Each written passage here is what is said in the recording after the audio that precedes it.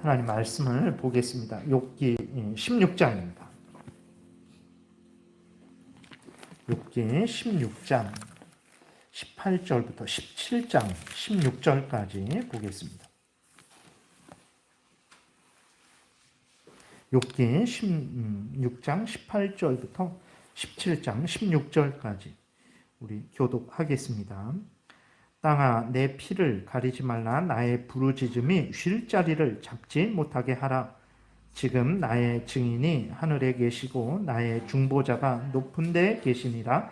나의 친구는 나를 조롱하고 내 눈은 하나님을 향하여 눈물을 흘리니 사람과 하나님 사이에와 인자와 그 이웃 사이에 중재하시기를 원하노니 수년이 지나면 나는 돌아오지 못할 길로 갈 것임이니라. 나의 기운이 쇠하였으며 나의 날이 다하였고 무덤이 나를 위하여 준비되었구나. 나를 조롱하는 자들이 나와 함께 있으므로 내 눈이 그들의 충동함을 항상 보는구나. 청하건대 나에게 담보물을 주소서. 나의 손을 잡아줄 자가 누구리이까? 주께서 그들의 마음을 가려 깨닫지 못하게 하셨사오니 그들을 높이지 마소서. 보상을 얻으려고 친구를 비난하는 자는 그의 자손들의 눈이 멀게 되리라. 하나님이 나를 백성의 속담거리가 되게 하시니 그들이 내 얼굴에 침을 뱉는구나. 내 눈은 근심 때문에 어두워지고 나의 온 지체는 그림자 같구나. 정직한 자는 이로 말미암아 놀라고 죄 없는 자는 경건하지 못한 자 때문에 분을 내나니 그러므로 의인은 그 길을 꾸준히 가고 손이 깨끗한 자는 점점 힘을 얻느니라. 너희는 모두 다시 올지니라. 내가 너희 중에서 지혜자를 찾을 수 없느니라. 나의 날이 지나갔고 내 계획 내 마음의 소원이 다 끊어졌구나. 그들은 밤으로 낮을 삼고 빛 앞에서 어둠이 가깝다 하는구나. 내가 수월이 내 집이 되기를 희망하여 내 침상을 흑암에 펴놓음에 무덤에게 너는 내 아버지라 구더기에게 너는 내 어머니니 내 자매라 할지라도 나의 희망이 어디 있으며 나의 희망을 누가 보겠느냐. 우리가 흙 속에서 쉴 때에는 희망이 소울의 문으로 내려갈 뿐이니라. 아멘. 기도드리겠습니다. 살아계신 하나님 아버지 감사합니다. 이 시간 하나님의 말씀을 전하고 듣습니다. 성경을 통해서 알려주시는 하나님의 뜻을 잘 깨달아 알게 하시고 그대로 믿고 따르게 도우소서. 하나님이 기뻐하실 것이고 또 우리에게 크신 은혜를 내려주실 것이고 또 믿지 않는 자들이 하나님의 진리의 말씀을 듣고 하나님께로 돌아오는 놀라운 역사가 일어날 줄을 믿습니다. 이 시간도 온전히 주장하시기를 간절히 바라고 예수 그리스도의 이름으로 기도드렸습니다. 아멘. 오늘 본문을 통해서는 이제 욥이 하나님만 전적으로 의지했다라는 내용으로 또 이렇게 말씀을 전하겠습니다. 오늘 본문에서 보게 되면 욥은 자신의 증인이 하늘에 계시고 또 자신의 중보자가 높은 데 계시다라고 이렇게 말을 하고 있어요. 증인이라는 것은 이제 자신의 무죄함을 알고 또 증언해 줄 수 있는 존재죠. 욥은 친구들로부터 죄인이라는 정죄를 받았습니다. 그러나 욥은 하나님이 말씀하신 대로 1장에서 2장에서 우리가 살펴본 대로 의인이었죠. 욥의 재앙은 범죄함으로 당하는 형벌이 아니었습니다. 그것은 하나님께서 하나님의 뜻 가운데 욥에게 이제 허락하신 재앙이었죠.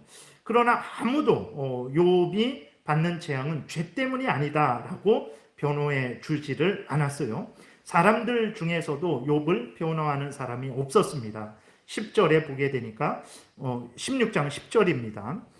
무리들은 나를 향하여 입을 크게 벌리며 나를 모욕하여 뺨을 치며 함께 모여 나를 대적하는구나 이렇게 기록이 되어 있습니다. 그러니까 욥이 재앙을 당하기 전에는 그 많은 사람들이 욥을 존경하고 욥을 높였죠. 욥 앞에서 이제 공경의 표시를 했습니다. 그런데 욥이 하나님으로부터 재앙을 당하게 되니까 사람들이 돌변했어요. 욥을 향해서 입을 크게 벌립니다. 욥을 흉보고 욥을 조롱하고 욥을 멸시하는 거죠. 또 욥을 모욕하여 뺨을 친다 그랬어요. 실제로 쳤는지 아닌지는 모르겠습니다. 이 욥기 전체가 이제 시적인 표현들이니까 그렇게 아마 뺨을 치는 것 이상으로 욥에게 모욕감을 주고 이제 욥을 조롱하고 멸시를 했겠죠. 그리고 모든 사람들이 욥을 대적한다 이렇게 기록이 되어 있습니다. 그러니까 이전에는 호의적이었죠. 욥이 참으로 의인이고 선한 일을 행한다라고 했던 사람들이 욥이 재앙을 당하니까 완전히 돌변을 해서 이제 욥을 오히려 공격하고 있는 거예요. 그러니까 욥이 무죄한 사람이다라고 증언해 줄 사람들이 없는 거예요. 친구들도, 가장 가까운 친구들도 와서 욥을 정죄하죠. 당신의 죄 때문에 그렇다. 당신의 자녀들의 죄 때문에 그렇다라고 그러면서 욥을 정죄합니다. 그리고 그 이전에 같이 함께 살았던, 생활했던 사람들도 욥을 정죄하고 있어요. 그리고 또 하나님도 욥을 변호해 주시지 않았습니다. 20절에 보게 되니까 16장 20절이에요. 나의 친구는 나를 조롱하고, 그렇죠? 욥의 친구들은 조롱하고 멸시하고 정죄했어요. 내 눈은 하나님을 향하여 눈물을 흘리니라 이렇게 기록이 되어 있습니다. 욥이 사람들로부터 조롱을 받고 멸시를 당하고 정죄를 당할 때에 하나님을 향했죠. 하나님을 바라보고 하나님을 의지했습니다. 하나님께 간절히 기도했어요. 그런데 어떻게 됐습니까? 하나님을 향하여 눈물을 흘릴 때 이제 욥이 친구들에게 온갖 비난과 조롱을, 정죄를 당할 때 하나님은 욥의 무죄를 증거해 주지 않았어요. 욥의 친구들을 꾸짖지 않으셨습니다.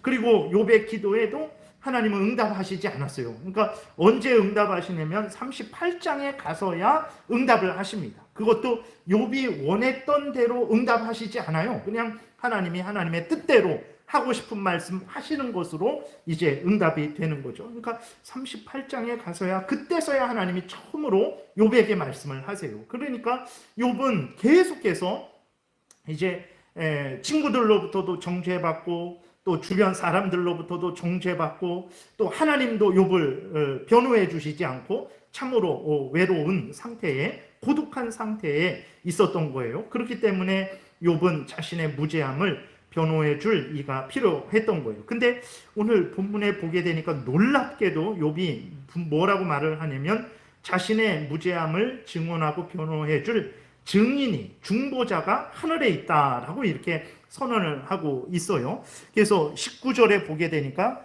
지금 나의 증인이 하늘에 계시고 나의 중보자가 높은 데 계시니라 이렇게 말을 하고 있는 거예요. 그랬을 때 이 증인이 누구냐, 중보자가 누구냐고 했을 때 첫 번째로는 하나님으로, 성부 하나님으로 이렇게 해석을 합니다. 그리고 또 두 번째로는 예수 그리스도로, 중보자 예수 그리스도로 이렇게 해석을 해요.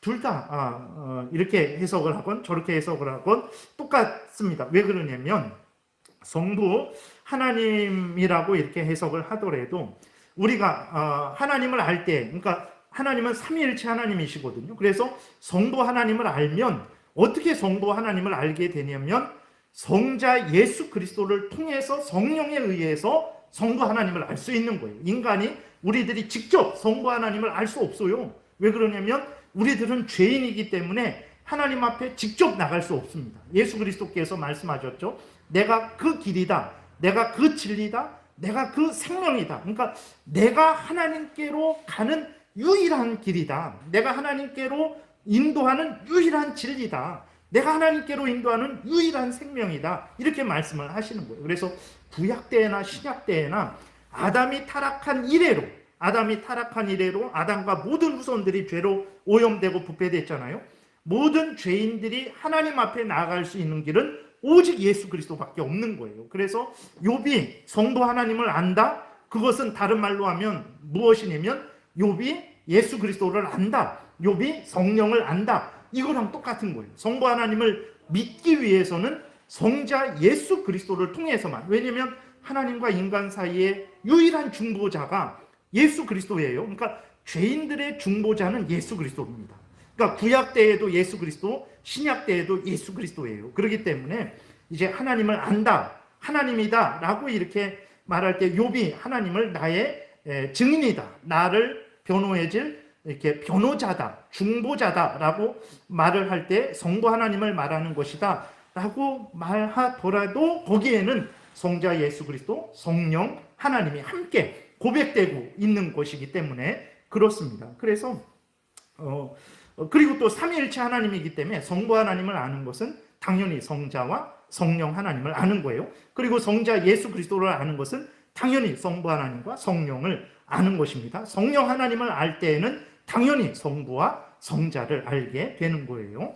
그렇기 때문에 1차적으로는 뭐 이제 성부 하나님으로 이렇게 해석을 하기도 합니다. 두 번째로는 예수 그리스도로 해석을 하기도 해요. 그래서 앞에서도 말씀을 드렸지만 예수 그리스도는 하나님과 인간 사이의 증인이고 중보자 되시죠. 그리고 20절에 21절에 보게 되면 16장이에요.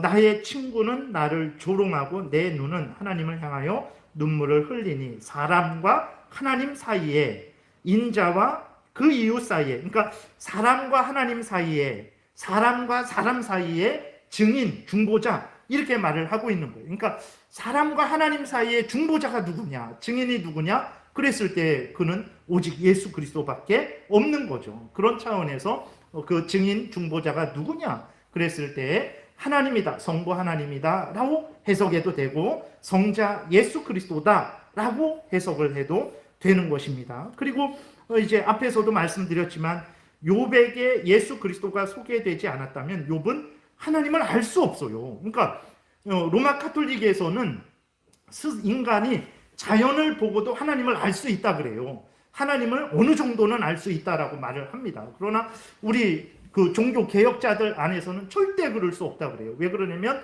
죄로 오염되고 부패되었기 때문에 로마서 3장에 나온 대로 의인은 없나니 하나도 없으며 모두가 다 죄로 오염되고 부패되어서 하나님의 영광에 이르지 못한다. 이렇게 분명하게 말씀을 하고 있기 때문에 이제 사람이 예수 그리스도를 통하지 않고는 하나님께로 갈 수가 없는 거예요.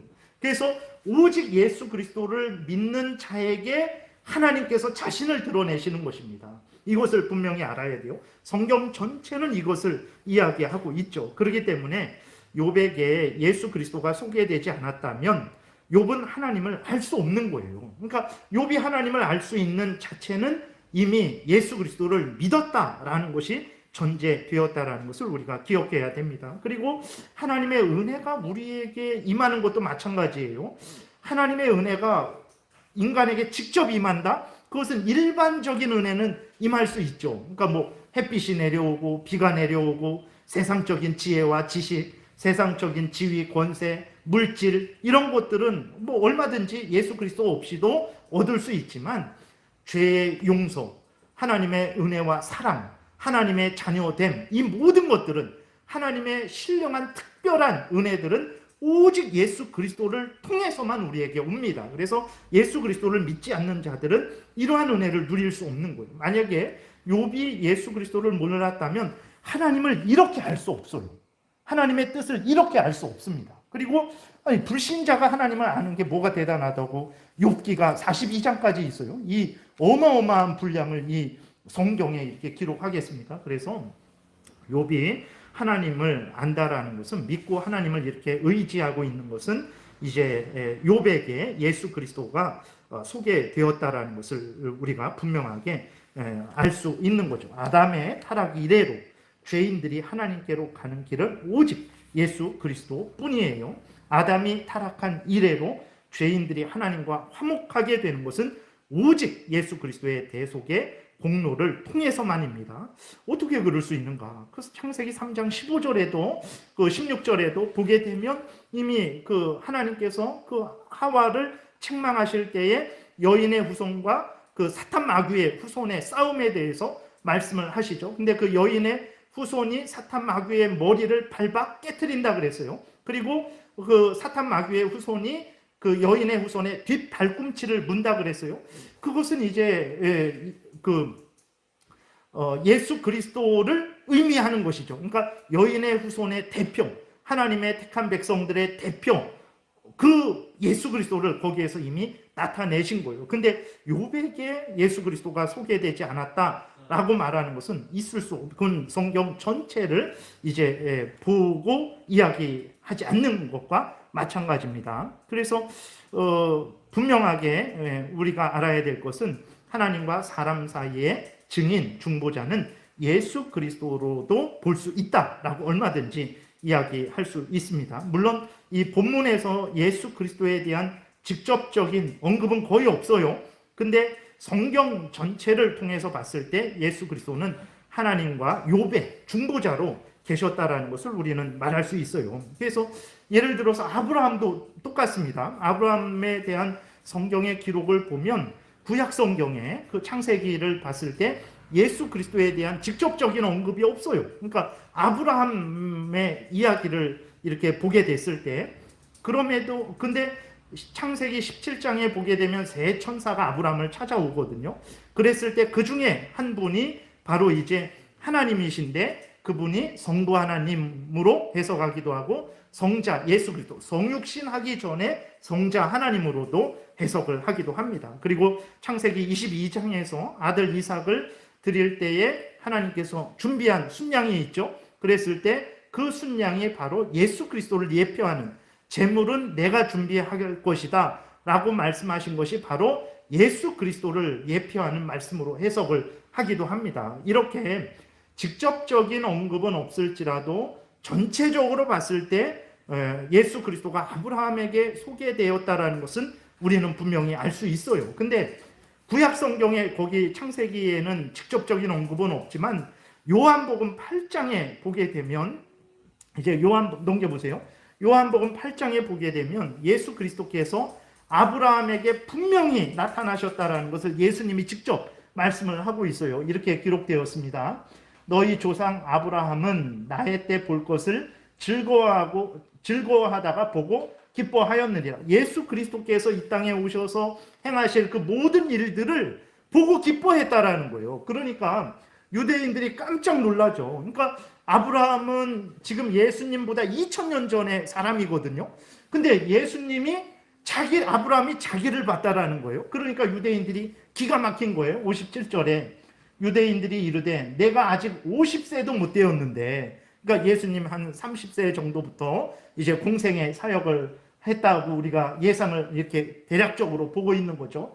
그랬을 때 내가 아직 50세도 못 되었는데 아브라함을 보았느냐? 기가 막힌 거죠. 그랬더니 예수님이 이렇게 말씀을 하세요. 예수께서 이르시되 진실로 진실로 너희에게 이르노니 아브라함이 나기 전부터 내가 있느니라. 그렇죠.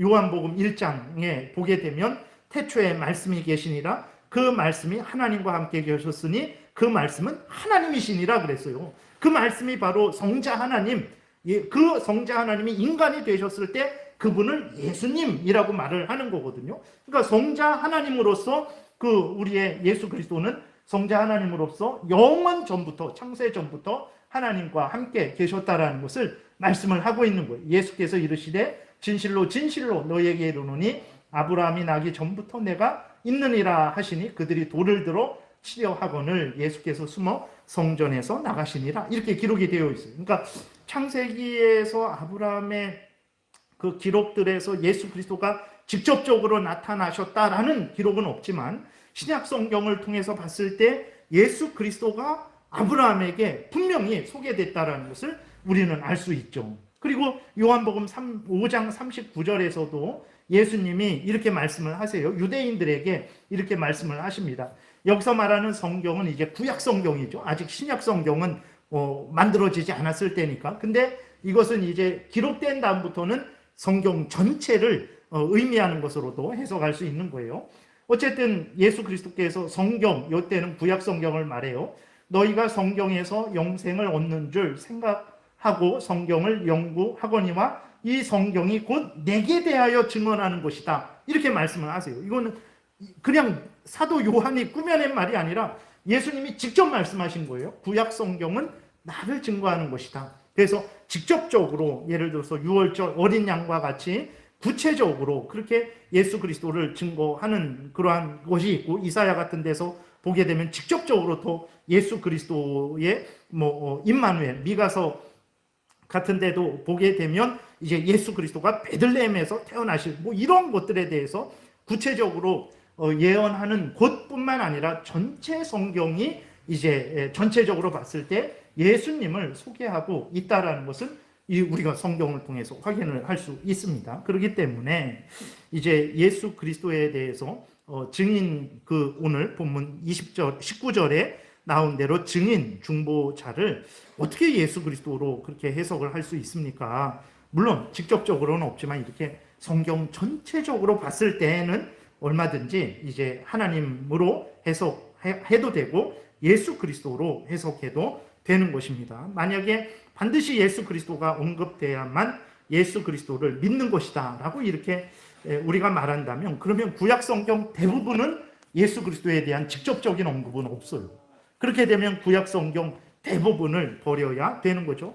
그리고 또 특별히 에스더서는 하나님에 대한 언급이 없어요. 하나님이라는 단어가 없어요. 에스더서를 다시 한번 보세요. 하나님이라는 단어가 없어요. 근데 우리는 에스더서가 그러면 거짓된 성경이다라고 절대 말하지 않잖아요. 에스더서를 보면 볼수록 우리는 하나님이 그 가운데 역사하셨다라는 것을 우리는 더 분명하게 확인을 하게 되는 거죠. 그렇기 때문에 우리가 성경을 해석할 때 한 부분, 오늘 본문에 나오는 대로 16장 19절 그 한 부분을 절대적으로 믿어야 됩니다. 그리고 동시에 창세기부터 계시록까지 전체를 또 동시에 믿어야 되는 거예요. 그러니까 한 말씀, 한 단어 절대적으로 믿어야 되고 동시에 전체적으로 성경을 고려해서, 그래서 오직 성경, 전체 성경 이 두 가지가 오직 그 본문, 그 다음에 또 전체 하나님의 말씀, 그것을 고려해서 성경을 해석하게 됐을 때 이 19절에 나온 증인, 중보자는 성부 하나님으로 또 성자 예수 그리스도로 해석할 수 있다라는 것입니다. 다시 본문으로 돌아와서 우리가 분명히 또 이 본문을 통해서 배우는 것은 인간과 인간 사이의 평화와 공의를 위해서는 반드시 증인, 중보자가 필요해요. 근데 문제는 무엇이냐면 인간은 속입니다. 오늘 그 본문에서도 보듯이 그 욥의 친구들 거짓으로 속이잖아요. 그리고 인간은 무지하고 무능해요. 그 욥의 친구들을 보더라도 하나님에 대해서, 하나님의 뜻에 대해서 무지하고 또 잘 깨달아 알지 못하고 또 욥을 회복시켜 줄 수도 없죠. 그렇기 때문에 참된 증인, 참된 중보자는 누구여야 되냐? 인간이어서는 안 됩니다. 참된 증인, 참된 중보자는 심령과 골수를 찔러 쪼개어 숨은 모든 것을 밝히 드러내시는 절대자 하나님이 증인 되셔야 되는 거예요. 참 하나님이시고 참 인간이신 오직 우리 구주 예수 그리스도밖에 참된 증인, 중보자가 될 수 없다라는 것을 우리가 분명히 기억을 해야 됩니다. 그리고 하나님과 인간 사이에서도 마찬가지예요. 인간과 인간 사이에서도 참 하나님, 참 인간이신 우리 구주 예수 그리스도가 증인, 중보자가 되셔야 되는 것이고, 하나님과 인간 사이에서도 역시 참 하나님이시고 참 인간이신 우리 구주 예수 그리스도만이 중보자가 될 수 있다는 것을 우리가 기억해야 됩니다. 인간 존재 자체가 하나님 앞에 스스로 설 수 없어요. 그러니까 죄가 없더라도 하나님의 은혜가 없이는 하나님 앞에 설 수 없습니다. 하나님은 너무나 존귀하시고 거룩하시고 엄위하신 분이시기 때문에 피조물이 하나님의 영광을 직접적으로 만났을 때에는 죽을 수밖에 없어요. 죄가 없을지라도 그렇습니다. 그런데 아담의 타락 이래로 모든 인간들은 죄로 오염되고 부패되었죠. 그렇기 때문에 하나님과 인간 사이에 참된 중보자는 오직 우리 구주 예수 그리스도께서 우리를 대신해서 하나님의 진노와 공의의 형벌을 대신 받아 주셔야만 우리가 하나님 앞에 설 수 있는 거예요. 그렇기 때문에 사람과 사람 사이에, 하나님과 인간 사이에 중보자는 오직 참 하나님이시고 참 인간이신 예수 그리스도밖에 없다라는 것을 우리가 분명히 기억을 해야 되는 것입니다. 그래서 세상에서는 이제 온갖 그럴듯한 말로 하나님과 인간 사이 이 부분은 말하지 않죠. 근데 인간과 인간 사이, 나라와 나라 사이에 내가 참된 화평의 어떤 그런 중보자가 될 수 있습니다. 내가 사람과 사람을 화목하게 할 수 있고 나라와 나라를 화목하게 할 수 있습니다 라고 말을 하지만 앞에서 말씀드렸듯이 거짓말입니다. 하나님, 사람과 사람 사이에서도 참되게 공의를 이렇게 또 펼쳐주고 참되게 서로 간에 화목하게 해 주실 수 있는 분은 사람이 아니고 오직 하나님이신 우리 구주 예수 그리스도밖에 없다라는 것을 우리가 분명히 믿어야 되겠습니다. 그래서 여러분들은 늘 사람과 사람 사이에 참된 평화와 참된 그러한 서로 공의를 원하신다면 하나님을 의지하시기 바랍니다. 하나님과 인간 사이에서도 참된 그러한 평화와 은혜를 누리고자 한다면 참 하나님이시고 참 인간이신 예수 그리스도만을 여러분들이 믿고 섬겨야 되는 거예요. 그 다음에 이렇게 7장으로 넘어가 보게 되면 이제 7장 전체를 통해서는 욥은 인간으로서, 그러니까 피조물로서의 한계를 철저하게 인식하고 고백하면서 하나님께 은혜를 구하고 있는 그러한 내용으로 전체가 구성되어 있습니다. 그래서 1절에 보게 되면 나의 기운이 쇠하였으며 나의 날이 다하였고 무덤이 나를 위하여 준비되었구나. 그러니까 얼마나 지금 욥은 정말로 친구들의 그 정죄에 맞서서 정말 같이 대적하고 같이 맞서고 있지만 그러나 욥의 상태는 건강하고 뭐 어떤 싸울 만한 상태는 아니에요. 그 1절에 기록된 대로 기운이 다 쇠했죠. 그 사람이 정말 욥과 같은 그러한 재앙을 당했을 때 온전히 설 수 있겠습니까?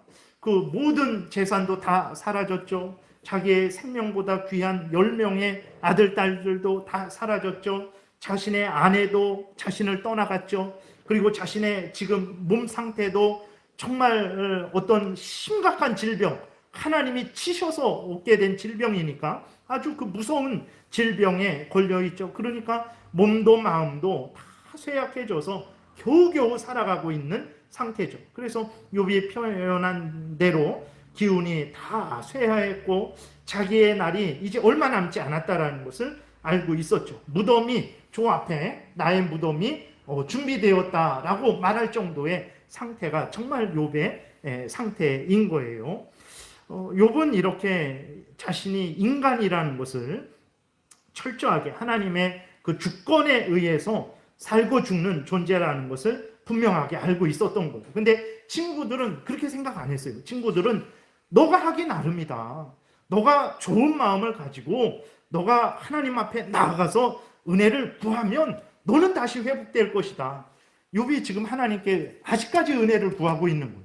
하나님 앞에 탄식하면서 하나님 앞에 이 불평하는 것 같지만 불평이 아니라 이것은 하나님의 은혜를 간절히 구하는, 하나님으로부터 이 재앙을 받았는데 너무 고통스럽고 괴로워서 하나님 앞에 그냥 분해서 원망을 쏟아내는 그러한 욥의 탄식이 아닙니다. 정말 하나님께 은혜를 구하는, 자신이 받은 그 고통이 너무 커서 그게 좀 과도하게 하는 말들이 있어요. 과도하게 표현하는 것은 있지만 근데 하나님을 붙들고 하나님의 은혜를 구하고 있는 그러한 탄식이거든요. 근데 욥이 아직까지 그런 거예요. 근데 욥의 친구들은 이러한 하나님의 주권 아래에 있는 그러한 인간에 대한 생각이 없어요. 하나님은 하나님이고 모든 것은 인간이 하기 나름이다.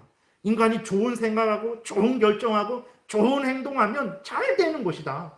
그리고 나쁜 생각하고 나쁜 행동하면 안 되는 것이다. 물론 그런 것도 있죠. 그러나 아무리 좋은 생각을 할지라도 좋은 행동을 할지라도 하나님께서 허락을 안 하실 때가 있어요. 내가 모든 것을 포기하고 다 던져버리려고 하는데 하나님께서 다시 나를 일으키실 때가 있는 거예요. 그러니까 우리의 인생은 하나님에게 달려있는 거거든요. 욥은 이것을 철저하게 지금 인식하고 있는 거예요. 자신이 할 수 있는 것이 아무것도 없다라고 지금은 생각하면서 하나님 앞에 정말 이렇게 난 다 이젠 하나님이 이 재앙을 내리시는데 어떻게 하겠습니까? 그러니까 이 상황으로 봐서 응답도 없고 하나님이 어떤 말씀도 안 해주시고 그러니까 이젠 죽는 것만 남았나 보다. 고린도후서 1장에 있는 대로 사도 바울도 자기들이 사형 선고를 받았다 그랬거든요. 그러니까 하나님이 나중에서야 왜 그러한 고난을 주셨는지를 나중에서야 알려주셨어요. 고린도 교회를 위로하게 하기 위해서. 그리고 바울이 고난을 받았다가 회복되는 것을 고린도 교인들에게 보여주어서 고린도 교인들이 그 고난을 받을 때 하나님이 때가 되면 바울처럼 회복시킬 것이구나, 이것을 가르쳐 주기 위해서, 그리고 바울로 하여금 오직 하나님만 의지하게 하시려고, 그것을 나중에 알려주십니다. 그러니까 바울이 처음에 고난을 당할 때에는 아무 말씀 안 하셨어요. 그래서 바울이 어떻게 생각했냐면 이제는 사형 선고를 받았구나 이렇게 생각을 했어요. 그러니까 욥도 마찬가지죠. 하나님 앞에 간절히 기도한 거예요. 노력하지 않은 게 아닙니다. 그런데 하나님께서 아무런 말씀도 안 하시고 아무런 회복도 안 해주시는 것을 보고는 욥은 이제는 내가 사형 선고 받았나 보다 이렇게 바울처럼 생각을 한 거죠. 그래서 오늘 1절에 보게 되면 나의 무덤이 내 앞에 족이 이제 준비되었구나 이렇게 이야기를 하는 것입니다. 그러니까 욥은 인간이라는 존재는 하나님의 주권에 의해서 살고 죽는 존재라는 것을 철저하게 그렇게 인식을 하고 있었던 거죠. 그러나 욥의 친구들은 인간이 하기 나름이다 라는 그런 인간 중심적인 생각을 가진 거예요. 이렇게 인간 중심적, 물론 하기 나름입니다. 그러나 하나님이 허락하시면 이라는 전제가 반드시 있어야 됩니다. 아무리 해도 하나님이 허락하시면 안 되는 거예요. 다 포기하고 다 버릴지라도 하나님이 또 힘주시면 할 수 있는 거예요. 그러니까 야고보서 4장에서 이야기하고 있는 대로 하나님이 허락하시면 내가 이 도시에 가서 돈도 벌고 또 저 도시로 옮겨서 돈도 벌고 하나님이 허락하시면 가능한 거예요. 근데 거기에 나오는 악한 자들은 하나님의 섭리, 주권은 생각지도 않고 다 내가 하기 나름이지, 내가 결정하기 나름이지 라는 그 생각으로 욥의 친구들과 같은 생각을 가지고 있었던 거예요. 그게 잘못된 것입니다. 그러니까 욥과 욥의 친구들의 차이는 욥은 모든 것은 하나님의 주권 하에서 이루어진다라는 것을 철저하게 믿고 있었던 거예요. 근데 욥의 친구들은 아니다. 너가 하기 나름이다. 너가 하면 하나님이 돕고 너가 안 하면 이제 하나님도 돕지 않는다. 그러니까 하나님의 주권 하에서 먼저 하나님이 움직이는 게 아니라 인간이 왼쪽으로 가면 그때 하나님 왼쪽으로 따라오고 오른쪽으로 가면 그때 하나님이 오른쪽으로 따라오시고 그러니까 인간에 의해서 좌지우지되는 하나님이라고 욥의 친구들은 믿고 있었던 거죠. 근데 욥은 그렇지 않았던 거예요. 그리고 욥은 이제 인간은 하나님에 의해서 참 하나님이 이 땅에 태어나라고 하시면 태어나는 것이고 또 이 땅에서 살려주시면 사는 것이고 하나님이 부르시면 갈 수밖에 없는 존재라는 것을 분명히 이제 알고 있었던 것입니다. 그래서 여러분 우리도 정말 우리 죽음이 우리 눈앞에 진짜 이렇게 항상 함께 있다라는 것을 우리는 늘 생각을 해야 돼요. 두려워 떨고 무서워하라는 게 아니라 정말 하나님에 의해서 우리가 살고 죽는다라는 그러한 분명한 그러한 믿음을 가져야 됩니다. 그러니까 이러한 내 생명이 내 모든 생사화복이 하나님의 손에 있다 하는 생각을 하지 않으니까 어떤 사람들은 어떻습니까? 이 땅에서 천년 만년 뭐 이렇게 살 줄로 생각을 하는 거예요. 자기의 미래를 준비하지 않습니다. 그 죽음 이후의 삶을 준비하지 않는 거예요. 이 땅에서 천년 만년 그냥 항상 건강하게 놀고 먹고 마실 줄 생각을 하는 거죠. 그래서는 안 됩니다. 정말 죽음이 항상 우리 앞에 있다라는 것, 하나님이 부르시면 우리는 갈 수밖에 없다라는 것을 우리가 늘 생각을 해야 돼요. 그래야 우리가 교만하지 않게 됩니다. 그래야 우리가 인생을 낭비하지 않게 되고 그래야 우리가 하나님을 더 의지하게 되는 거예요. 그러니까 너무 두려워하라는 게 아니라 모든 것은 하나님의 뜻에 의해서 움직인다라는 것을 철저하게 믿어야 우리가 하나님을 더 의지하게 되고 그러한 자가 참된 그러한 평안과 은혜도 누리게 되는 것입니다. 그 다음에 2절부터 보게 되면 이제 친구들에게 조롱을 당하는 욥 자신의 비참함과 무능함에 대해서 또 고백을 하고 있어요. 2절 나를 조롱하는 자들이 나와 함께 있으므로 내 눈이 그들의 충동함을 항상 보는구나. 욥의 친구들이 욥을 몹시 이제 괴롭힙니다. 죄인이 아닌데 지금 재산도 다 잃어버렸죠. 자녀들도 다 죽었죠. 아내도 떠나갔죠. 자신은 질병으로 오늘 내일 언제 죽을지 모르고 있는 상황이죠. 그런데 거기에 대해서 정말 당신의 죄 때문에 그렇다라고 죄를 짓지도 않았는데 죄 때문에 그렇다고 정죄하고 당신의 자녀들이 죄를 져서 자녀들이 죽은 것이라고 얼마나 자기를 정죄하는 것은 그래도 참겠는데 자기의 자녀들이 죄를 져서 그렇게 자녀들이 죽은 거다. 이 재앙을 당한 거다. 라고 했을 때는 얼마나 마음이 찢어지겠습니까? 그러니까 그들의 그렇게 하는 것을 볼 수밖에 없는, 그러니까 아무리 말을 해도 믿어주지 않고 세 친구들이 그냥 번갈아서 욥과 싸우는 거예요. 엘리바스가 싸우고 빌닷이 싸우고 소발이 싸우고 번갈아서 이렇게 욥은 혼자 싸우고 있는 거, 얼마나 괴롭고 힘들겠습니까? 그러한 상황을 내 눈앞에 조롱한 자들이 있어서 그들의 충동함을 볼 수밖에 없는, 그리고 아무것도 못하는, 어찌 하나님을 의지하지 않을 수 있겠습니까? 정말 내 증인, 내 중보자가 있어야 된다. 근데 분명히 믿은 거예요. 욥은 그분이 성부 하나님이든 예수 그리스도든 간에 어쨌든 하나님이 나의 증인이고 나의 중보자다, 이런 믿음을 욥은 갖고 있었던 거예요.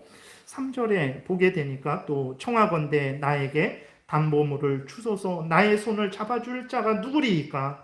그러니까 담보물이라는 것은 이제 욥의 무죄를 증거해 줄 보증, 하나님 제발 응답해 주세요. 사람들이 나를 조롱하고 나의 뺨을 치고 나를 모욕하고 친구들은 나를 정죄하고 나를 못 살게 굽니다. 내가 죄 없다라는 거 하나님 아시지 않습니까? 하나님 저에게 담보물 좀 주세요. 저의 무죄함을 좀 변호해 주세요. 그래서 이 힘들고 어렵고 고통스러운 이것을 좀 하나님 해결하게 해주세요 라고 욥은 하나님을 의지하고 있는 거예요. 하나님이 자신의 무죄를 증거해 주시기를 간절히 기도하고 있는 것입니다. 그리고 4절에 보게 되면 이제 욥의 친구들이 욥을 정죄했죠. 욥이 범죄하지도 않았는데 욥의 친구들이 욥을 정죄했어요. 왜 그랬는가? 욥의 친구들이 바보가 아닙니다. 아주 지혜로운 사람들이고 세상적으로 훌륭한 사람들이거든요. 근데 욥의 그 재앙을 보면서 욥을 정죄한단 말이에요. 왜 그런가? 그랬을 때 욥이 그 이유를 4절에서 이렇게 말합니다.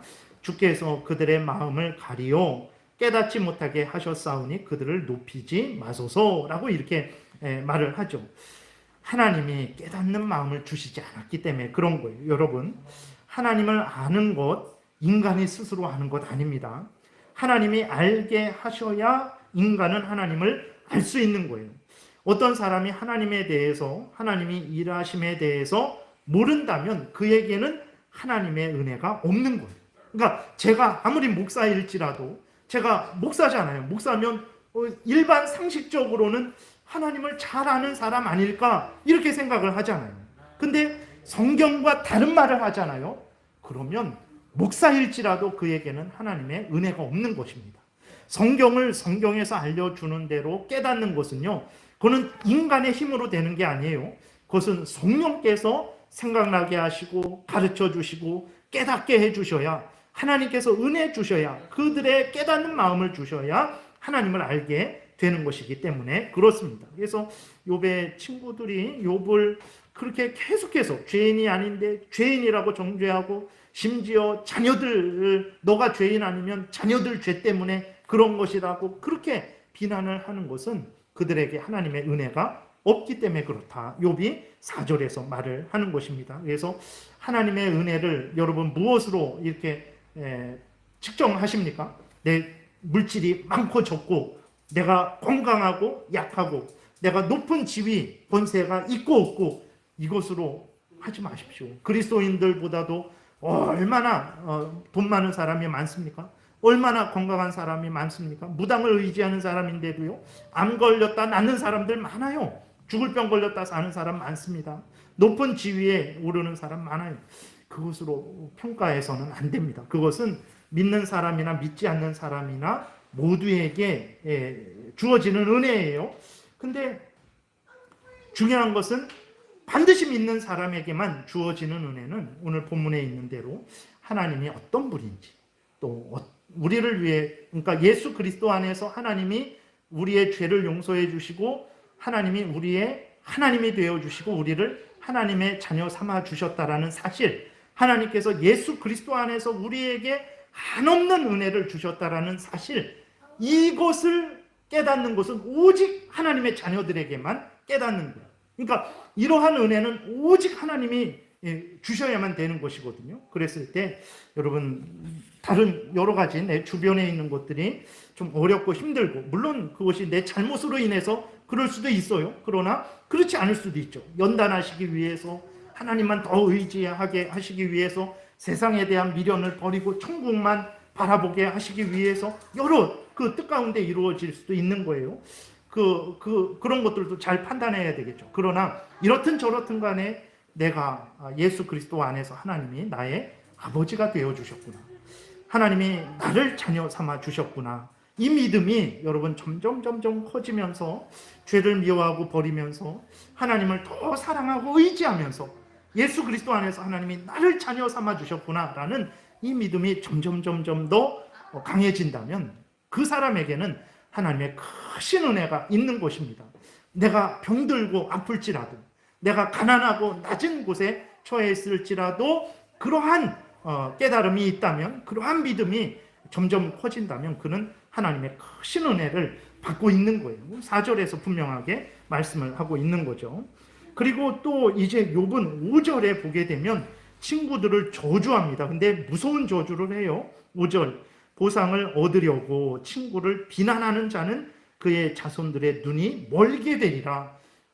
친구들만 이렇게 심한 말 한 게 아니라 욥도 무지 심한 말을 친구들에게 막 쏟아냅니다. 그래갖고 이러한 말을 들은 수아 사람 빌닷이 18절에 보게 되면 이제 3절에 이렇게 말해요. 어찌하여 우리를 짐승으로 여기며 부정하게 여기느냐. 그러니까 욥도 친구들을 향해서 아주 심한 말을 많이 한 거예요. 근데 어떻게 이러한 무서운 저주를 할까? 그랬을 때에 물론 욥이 인간적으로 그랬다면 그건 잘못입니다. 그런데 우리가 또 하나 생각할 것은 하나님을 왜곡하고 하나님의 뜻이 아닌데 하나님의 뜻이다라고 또 왜곡하고, 그러니까 하나님에 대해서, 하나님의 뜻에 대해서 성경과 다르게 왜곡하고, 그래서 그 잘못된 것을 전해서 사람들로 하여금 하나님에 대해서 왜곡된 생각을 갖게 하고 왜곡된 믿음을 갖게 하고 하나님의 뜻을 오해하게 하는 것. 죄가 없는 사람인데 정죄하고 너는 죄인이다라고 정죄하는 것. 반대로 죄가 있는데 당신은 죄가 없다라고 그렇게 하는 것. 그러니까 하나님과 하나님의 뜻을 왜곡시키고 오해케 하는 것이 결코 작은 죄가 아니에요. 그러니까 이게 하나님께서 그 왜곡하는 친구들을 향한 하나님의 심판의 선고로 본다면 결코 잘못된 말은 아닙니다. 그러니까 우리들은 그게 그렇게 큰 잘못인가? 여러분 보세요. 이만희가 실제적으로 사람들의 신체를 훼손시키고 생명을 빼앗고 그러진 않았죠. 근데 이만희가 하는 행동을 보세요. 수많은 사람들을 악한 사탄 마귀의 종로로 타는 대로 이끌어가고 있는 거죠. 그것은 너무나 잘못된 일이죠. 그러니까 하나님에 대해서 왜곡시키는 거죠. 하나님의 뜻에 대해서 왜곡시키는 거예요. 그래서 수많은 사람들로 하여금 하나님을 바로 믿지 못하게 하는 거죠. 욥의 친구들이 그런 일을 하고 있는 거예요. 하나님의 영광을 이야기하고 하나님의 용서를 이야기하고 있지만 성경에서 알려주는 대로 전체적으로 하나님에 대해서 바르게 증거하지 못하고 바르게 하나님의 뜻을 증거하지 못하기 때문에 하나님을 왜곡시키고 하나님의 뜻을 왜곡시키는 거죠. 그런 차원에서는 무서운 죄를, 큰 죄입니다. 무서운 형벌을 받아 마땅한 것이라는 것을 우리가 또 기억해야 되는 것입니다. 그리고 6절부터는 이제 하나님이 욥에게 재앙을 주셨음에도 욥은 더욱 하나님을 하고 있다라는 것을 이제 증거합니다. 7절에 내 눈은 근심 때문에 어두워지고 나의 온 지체는 그림자 같구나. 욥의 상태죠. 8절. 근데 이제 욥이 정직한 자로 이제 자신을 표현을 하는 것입니다. 이것이 다른 사람일 수도 있고 또 자기를 표현한 것일 수도 있는데 어쨌거나 하나님을 경외하는 사람들을 말하는 거예요. 정직한 자는 이로 말미암아 놀라고, 그렇죠. 하나님이 이제 욥에게 행하신 그 일을 보면서 놀라는 거죠. 그럼에도 불구하고 또 동시에 죄 없는 자는 경건하지 못한 자 때문에 분을 내나니, 그 욥의 친구들과 같은 그런 경우를 볼 때 의로운 자들은, 하나님을 경외하는 자들은 분을 낸다라는 거예요. 왜냐하면 욥의 친구들이 하나님과 하나님의 뜻을 왜곡하고 있고 무죄한 자를 유죄하다라고 정죄하고 있기 때문에 그것은 잘못된 것이다라고 분을 낸다라는 거죠.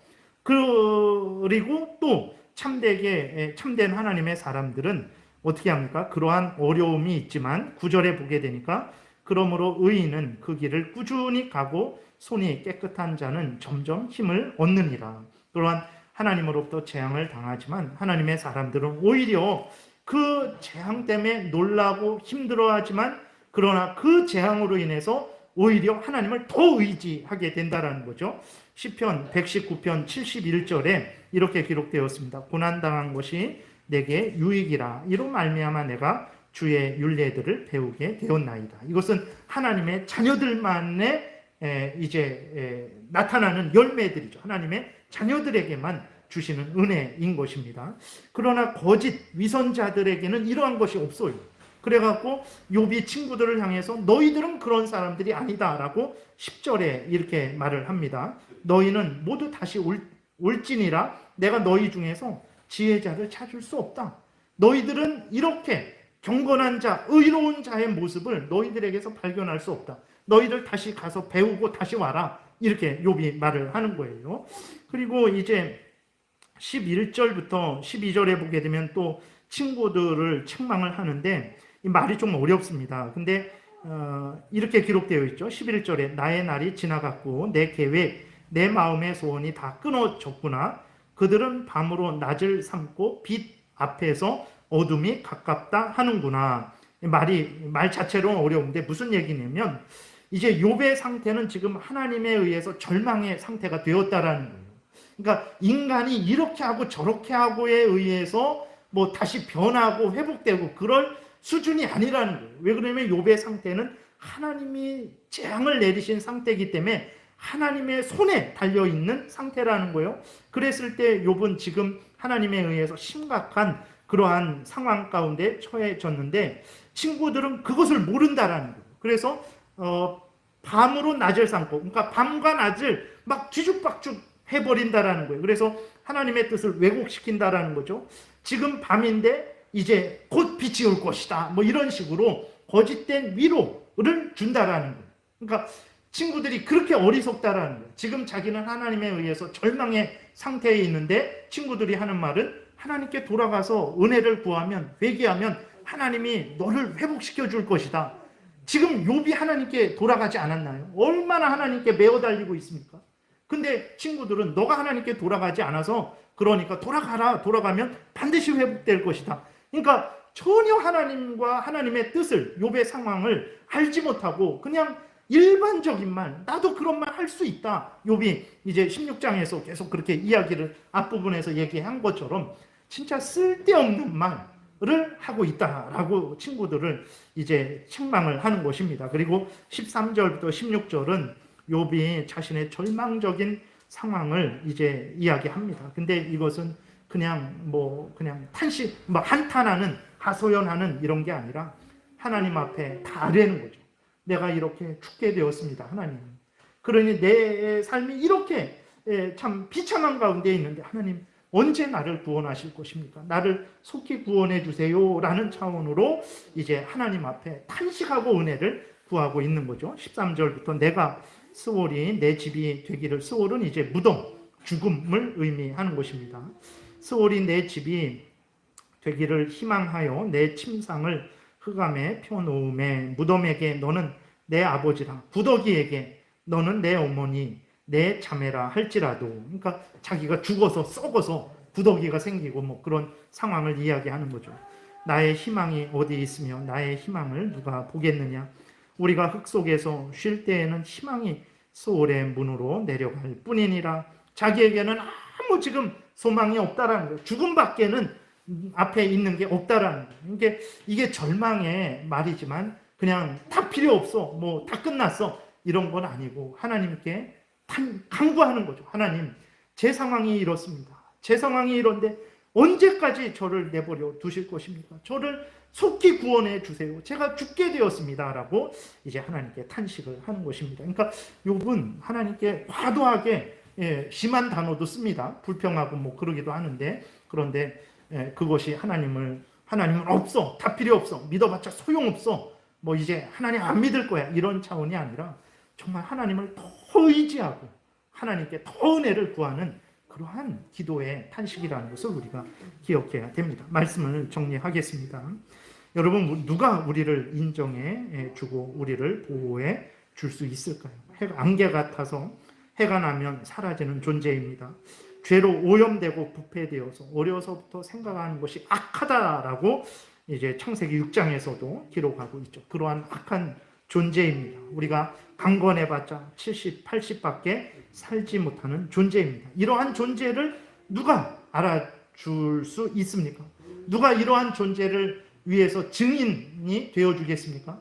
누가 이러한 하찮은 존재를 위해서 이제 중보자가 되어주겠습니까? 인간이 그렇게 할 수 있습니까? 그렇게 하고자 하는 인간이 있습니까? 우리나라에서 아무리 대단해봤자 이웃 나라에서는 누군지 몰라요. 그러니까 인간이 뭐 유명해지고 대단해지고 모릅니다. 몰라요. 그런데 이렇게 하찮은 존재인데 하나님은 우리를 인정해 주십니다. 우리 구주 예수 그리스도는 우리를 위한 중보자로 오셔서 우리를 하찮은 존재, 벌레만도 못한 존재, 안개 같은 존재, 더더군다나 죄로 오염되고 부패되어서 하나님의 원수인 우리들이었죠. 근데 이러한 우리들을 위해서 대신 뺨 맞고 대신 침뱉음 당하고 대신 하나님의 말씀에 전적으로 순종하고 대신 십자가에 못 박혀 죽기까지 하셨어요. 오직 하나님만이 우리를 위하십니다. 오직 우리 구주 예수 그리스도만이 우리의 증인 되시고 우리의 중보자가 되어 주십니다. 누구를 의지하시겠습니까? 여러분, 오직 하나님만 의지하십시오. 오직 예수 그리스도만 의지하시기 바랍니다. 그리고 우리는 인간으로서 강건해봐야 이 땅에서 70년, 80년 사는 존재임을 잊지 마십시오. 영원히 100년, 200년, 1000년, 만년 살 수 없습니다. 이것을 우리가 늘 인식해야 돼요. 그래야 교만하지 않습니다. 그래야 잠깐 후면 이제 하나님을 만난다라는 생각을 하게 되고 이 땅에서 참 이제 올바른 삶을 살아갈 수 있게 되는 거죠. 성경을 통해서 알려주시는 대로 여러분들이 또 믿고 따르는 복된 삶을 살아가시기 바랍니다. 기도드리겠습니다. 살아계신 하나님 감사합니다. 욥이 왜 이러한 재앙을 당하고 친구들로부터 또 정죄를, 비난을, 조롱과 멸시를 당했을까요? 하나님 아버지께서 왜 이것을 기록하셔서 우리에게 이 성경을 읽게 하시는 것일까요? 하나님이 어떤 분이신지를 드러내시고 또 하나님이 우리를 위해서 하나님을 올바로 믿게 하시려고 하나님께서 사랑하시는 욥을 또 사용하신 것이고 또 이 모든 것을 기록하셔서 우리에게 이 하나님의 말씀을 주신 것임을 우리는 다시 한번 깨달아 알게 됩니다. 살아계신 하나님 아버지, 정말 하나님의 이 크신 은혜와 뜻을 우리가 깊이 마음에 새기게 도우시고 성경에서 알려주시는 대로 잘 믿고 따르게 도우소서. 반드시 하나님의 영광이 드러나고 반드시 우리가 하나님의 은혜를 누리게 되며 또 반드시 이웃을 가장 복되게 하는 참으로 귀한 인생을 살아가게 될 줄을 믿습니다. 감사드리고 예수 그리스도의 이름으로 기도드렸습니다. 아멘.